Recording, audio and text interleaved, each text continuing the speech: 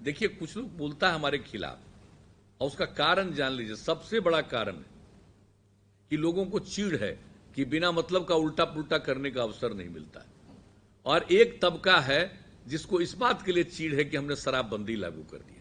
कुछ लोगों का तो है भाई, उसमें कुछ पढ़ा लिखा भी थोड़ा लोग है, उसको बड़ा बुरा लगा है कि हम शराबबंदी किए, तो उसके चलते अनाप शनाप प्रचारित करता है, सही बात की चर्चा नहीं करता है। लेकिन नई पीढ़ी के लोगों को बताइएगा, अब बताइए 14 साल से जिसका जन्म हो उस बेचारे को क्या पता पहले क्या था। साल 2 साल 3 साल का भी था, उसको भी क्या पता, उसको दिखाई पड़ता होगा कि शाम में कोई घर से निकलने का हिम्मत नहीं करता था।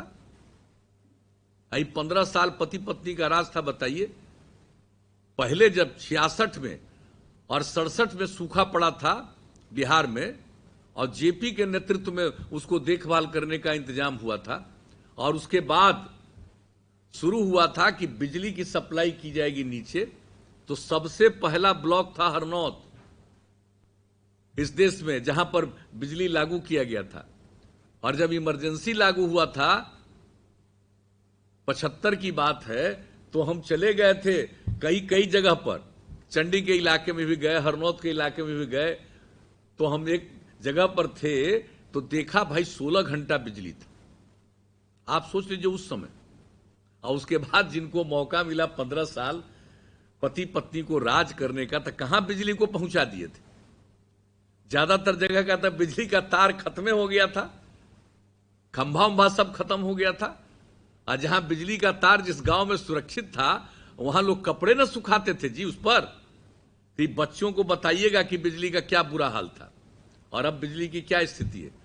लॉकडाउन हुआ कोरोना वायरस से, घर घर बिजली में लोग के कारण ही ना आनंद से रहे, कष्ट नहीं हुआ, टेलीविजन वगैरह भी देखते रहे, हर तरह की सुविधा। इन सब बातों की चर्चा करिए। और 10% का समय जो अकारण हम लोगों पर अटैक करता रहता है बिना मतलब, सच्चाई से सबको अवगत कराइए, बात करिए। जो बिना मतलब की बात करता है उसको 10% समय में जवाब दे दीजिएगा। कोई किसी में दम है नहीं। आइए भला बताइए, ये लोग ऐसे ही बोलते रहता है। कहां ये लोग कभी आपदा के बारे में कुछ करते थे? 15 साल राज था, कुछ मिलता था जी? क्या हालत है?